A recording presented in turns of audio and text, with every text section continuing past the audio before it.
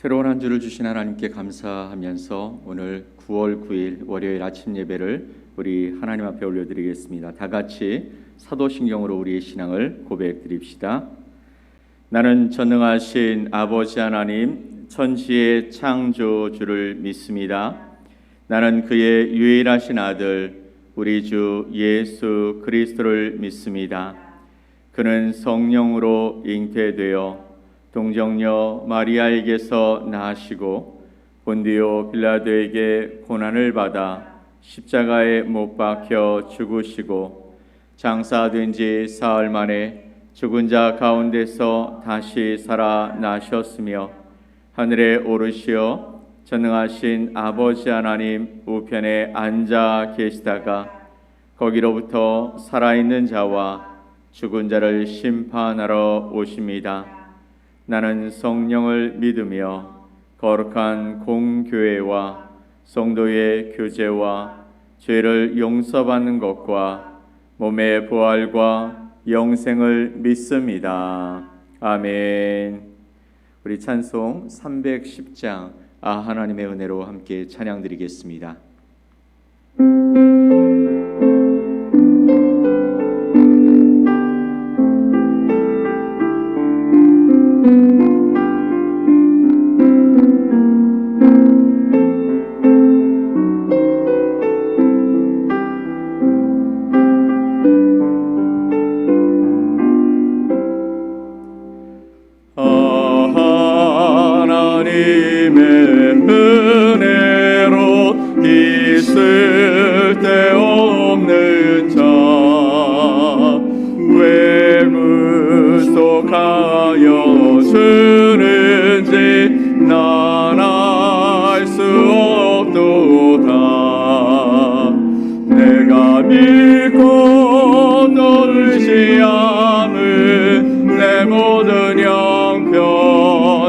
하시는 은이 늘 보호해 주실 것은 나는 확실히 아네. 왜 내게 굳세 믿음과 또 복음 주셔서 내 마음이 항상 난 알 수 없도다.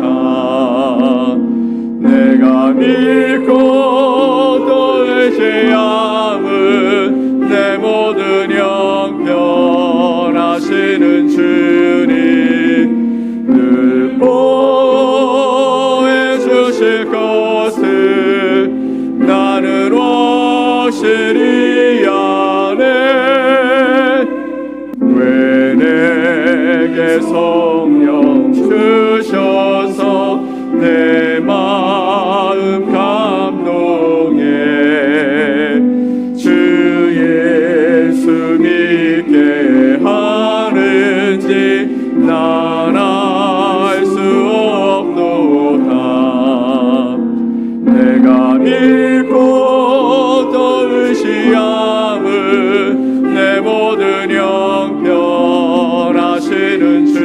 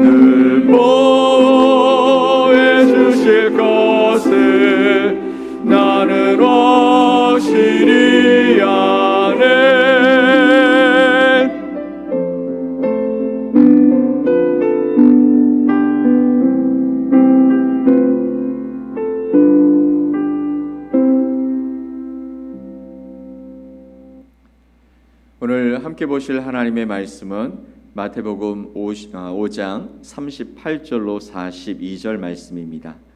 마태복음 5장 38절로 42절 말씀을 우리 함께 말씀을 읽어보겠습니다.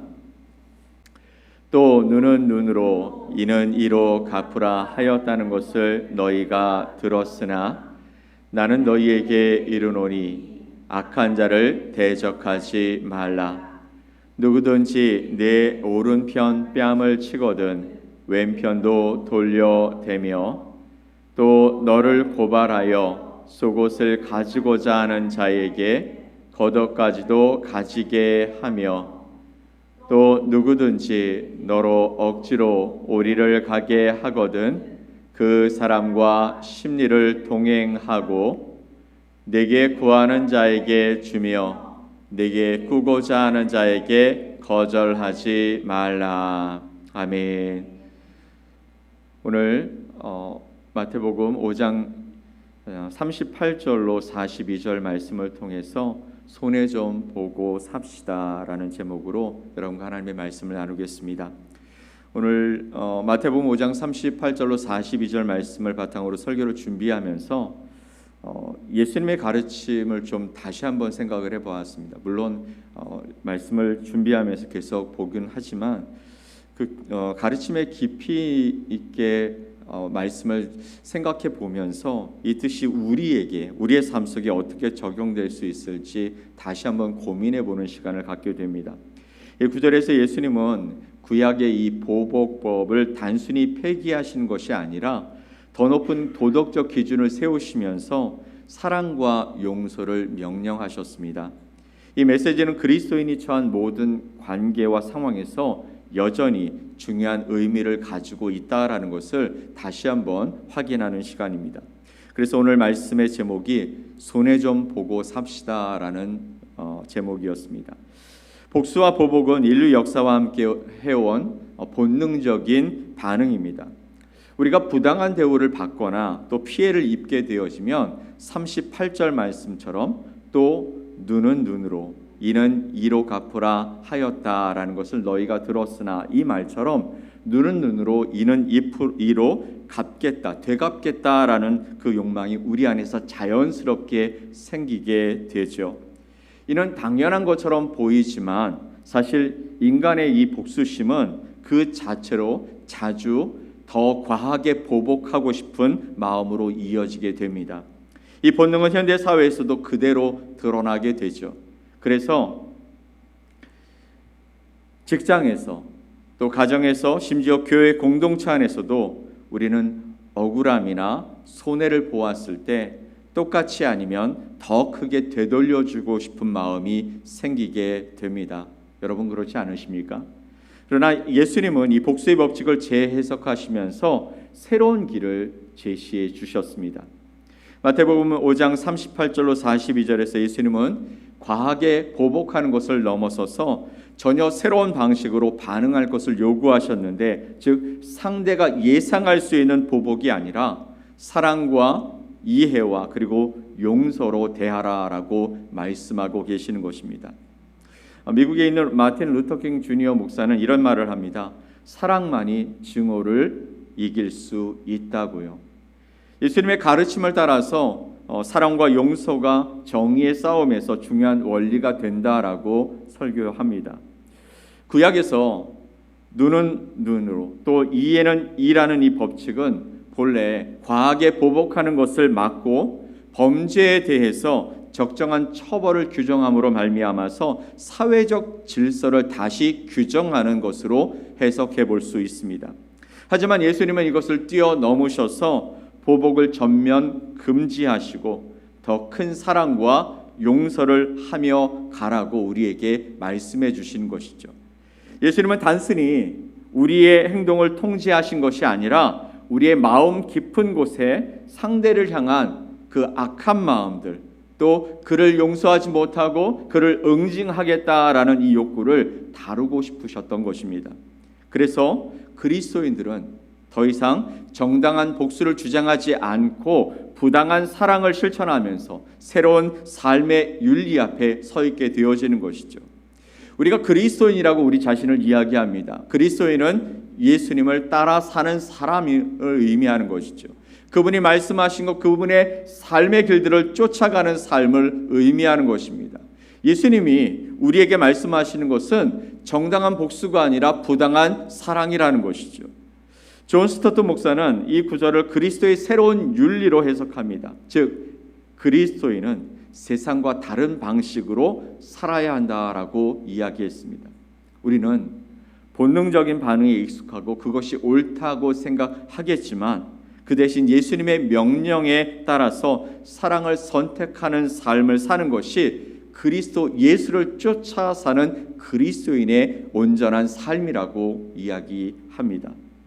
그러나 사실 이 말씀을 우리가 실제로 살아가고 이렇게 따라가며 살아가기란 거의 불가능한 일처럼 보여지죠. 손해보는 삶, 부당한 대우를 받으면서도 보복하지 않고 사랑으로 응답하는 그 삶은 현대사회의 경쟁적이고 또 물질적인 가치관 속에서는 약점으로 여겨지기 쉽기 때문입니다. 우리 39절로 42절 말씀을 우리 천천히 다시 한번 읽어보면 좋겠습니다. 나는 너희에게 이르노니 악한 자를 대적하지 말라. 누구든지 내 오른편 뺨을 치거든 왼편도 돌려대며 또 너를 고발하여 속옷을 가지고자 하는 자에게 겉옷까지도 가지게 하며 또 누구든지 너로 억지로 오리를 가게 하거든 그 사람과 심리를 동행하고 네게 구하는 자에게 주며 네게 꾸고자 하는 자에게 거절하지 말라. 아멘. 이 말씀을 자세히 살펴보면 세상이 요구하는 방법과 전혀 다른 방법을 우리에게 말씀하고 계십니다. 내게 구하는 자에게 주며 내게 꾸고자 하는 자에게 거절하지 말아라. 근데 우리는 어떻게 생각하냐면 내가 움켜쥐고 싶고 그리고 나한테 무엇인가 요구하는 사람에게 안 주고 싶은 마음들이 생기더라는 것이죠. 또 그 앞절에 보면 억지로 오리를 가게 하거든 그 사람과 심리를 동행하게 되어주고 또 너를 고발하여 속옷을 가지고자 하는 자에게 겉옷까지 다 주라고 말씀하고 계시는 것입니다. 이게 어떻게 가능할까요? 이런 삶을 어떻게 살라고 말씀하고 계시는 것일까요? 우리가 직장에서 불이익을 당할 때, 가정에서 억울함을 당할 때, 커뮤니티 속에서 우리를 부당하게 이야기할 때 우리는 자연스럽게 맞서 싸우고 싶은 마음이 들게 된다라는 것이죠. 그러나 예수님은 그리스도인들이 손해를 감수하는 삶을 사는 것은 우리가 단순히 약해지는 것이 아니라고 말씀하고 계시는 것입니다. 세상은 우리에게 약점이라고 이야기하겠죠. 저 사람은 이렇게 밀어붙이면 그러면 다 양보하는 바보 같은 사람이야 라고 이야기하겠지만 예수님은 더 강력한 영적 영향력을 세상에 미칠 수 있는 방법이 오직 이것이다 라고 말씀하고 계시는 것이죠. 우리가 잘 아는 찰스 스펄전 목사는 우리가 희생하고 용서할 때 예수님의 제자가 되고 세상에 긍정적인 변화를 가져올 수 있다라고 이야기합니다. 여러분, 희생은 즐겁지 않습니다. 희생은 고통스럽습니다. 이런 삶을 살아가는 것은 마음이 아픕니다. 그리고 내 삶이 굉장히 힘들어집니다.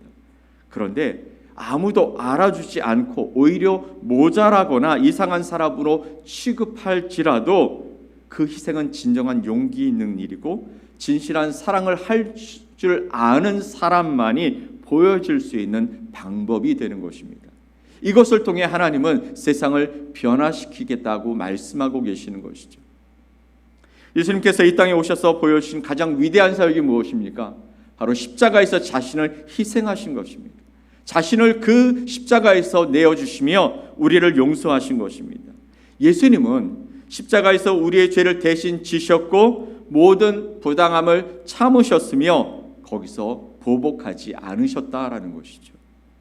이 희생을 통해서 우리 모두는 구원을 받게 되었습니다. 그렇다면 예수님을 따르고 그런 삶을 목표로 사는 그리스도인인 역시 자신의 정당한 권리를 내려놓을 줄 알고 예수님께 받은 그 사랑을 이 땅에서 실천하면서 희생할 때 다른 사람에게 생명을 전할 수 있는 기회가 생길 수 있다는 것이죠. 우리가 세상에서 받는 부당한 대우에 어떻게 반응하며 살아가는가가 바로 우리의 신앙을 증명하는 방법이기 때문입니다. 우리는 그리스도를 본받아 희생할 때 여러분 세상을 변화시키는 진정한 빛으로 살아갈 수 있게 되는 것입니다. 우리 스스로 내가 빛이라고 이야기할 때 세상 사람들이 우리를 바라보면서 우리가 한 말에 집중하는 것이 아니라 우리가 보여진 행동을 통해 보게 된다는 사실을 우리는 기억해야 합니다. 우리의 선택은 바로 그리스도 예수를 따라가는 삶이 되어야 한다라는 것이죠. 그런데 예수님은 우리에게 현실적으로 실천하기 어려운 그런 말씀을 제시하시는 것처럼 보여지잖아요. 하지만 그분은 우리가 그분의 삶을 따라갈 때 그분의 능력으로 이 모든 일을 이뤄낼 수 있다고 약속해 주셨습니다. 요한복음 15장 5절 말씀입니다. 함께 말씀을 읽겠습니다. 나는 포도나무요 너희는 가지라. 그가 내 안에 내가 그 안에 거하면 사람이 열매를 많이 맺나니 나를 떠나서는 너희가 아무것도 할 수 없음이라. 아멘. 저는 아무것도 할 수 없습니다. 예수님 말씀하신 그대로 하면 저는 이 땅을 살아갈 수 없으니까 저는 그거 안 하겠습니다 라는 그 말을 하고 있다면 이 말씀을 기억해야 합니다. 요한복음 15장 5절에 나는 포도나무요 너희는 가지라. 그가 내 안에 내가 그 안에 거하면 사람이 열매를 많이 맺나니 나를 떠나서는 너희가 아무것도 할 수 없습니다. 이 말을 다시 하면 나와 함께하면 너는 어느 것도 할 수 있다라고 말씀하고 계시는 것이죠. 내가 포도나무고 너희가 가지니 내 안에 붙어 있으면 너와 내가 온전한 관계로 연결되어 있으면 열매를 많이 맺고 그리고 내가 할 수 없다고 하는 그 일을 할 수 있게 될 것이다 라고 말씀하고 계시는 것입니다. 복수를 넘어서 사랑과 이해와 용서를 선택하는 삶, 억울함을 품고 살아가는 대신에 예수님의 희생을 본받아 용서를 실천하는 삶이야말로 세상을 변화시키는 진정한 능력이 된다는 사실을 기억하십시오. 이 길이 쉽지 않다는 것 우리 모두 잘 알고 있습니다. 그러나 예수님께서 먼저 그 길을 가셨고 우리에게 그 길을 따라오라고 말씀하시니 그분의 능력 안에 있다면, 그분과의 관계 안에 있다면 이 길을 걸어갈 수 있습니다. 그런데 그리스도인들에게 주어진 도전은 바로 이 복수의 본능을 넘어서서 사랑과 용서와 이해로 세상에 그리스도의 빛을 비추는 삶을 살아가는 것인 줄 믿습니다. 우리가 희생할 때, 손해를 감수할 때, 그리고 보복하지 않을 때 세상은 우리를 향해 비웃겠지만 결국 이것이 세상에 진정한 변화를 가져올 수 있는 능력이 된다는 사실을 기억하십시오. 그러니 좀 손해 좀 보고 사십시다. 우리가 좀 손해 보면 뭐 어떻겠습니까? 모든 것을 손해를 보려고 하지 않는다면 우리는 주님을 따르는 제자일 수 없습니다. 주님과의 관계 속에서 온전한 하나님을 바라보며 내 주라고 고백할 수 있는 삶이 아닌 것입니다. 그러니 여러분 바꾸십시오. 그리고 여러분 생각을 주님께 내려놓으십시오. 누구도 여러분이 그렇게 살아가지 않으면 아무것도 바뀌지 않을 것이고 누구도 여러분을 통해서 하나님과 예수 그리스도를 구주로 고백할 수 없게 될 것입니다. 오늘 여러분을 통해서 예수님이 어떤 분이신지 알고 싶어지는 그 한 사람이 생겨나기를 간절히 소망합니다.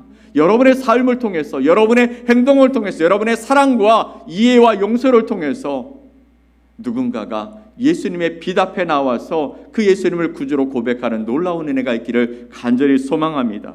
여러분의 생각과 여러분의 삶을 우리 주님께 맞추고 그리고 그분께 나아가 우리의 삶을 인도해 주옵소서 고백하며 살아가는 저와 여러분이 되시고, 그래서 오늘 하루 이 한 주간 하나님의 은혜 가운데 세상의 빛으로 살아가는 저와 여러분 되시기를 예수 그리스도의 이름으로 간절히 축원드립니다. 아멘. 우리 함께 기도하겠습니다. 하나님 아버지 감사합니다. 오늘도 새로운 기준을 우리에게 주십니다. 세상은 너에게 잘못하고 부당하게 하고 너에게 손해를 끼친 자들을 향해서 그보다 더에게 갚아주라고 말하고 있지만, 그것이 힘이라고 말하고 있지만, 그러나 주님은 우리에게 말씀하시기를 그렇게 하지 말고 그가 원하는 대로 해주어라. 사랑과 이해와 용서를 통해서 그 사람이 예수 그리스도의 빛 안에 거하고 하나님을 알아가는 아름다운 하나님의 사람으로 변화될 수 있게 하는 것은 하나님의 사랑과 은혜로 그를 붙들고 그렇게 주님 앞에서 살아가는 것이라고 말씀하고 계시는 주님의 음성을 듣습니다.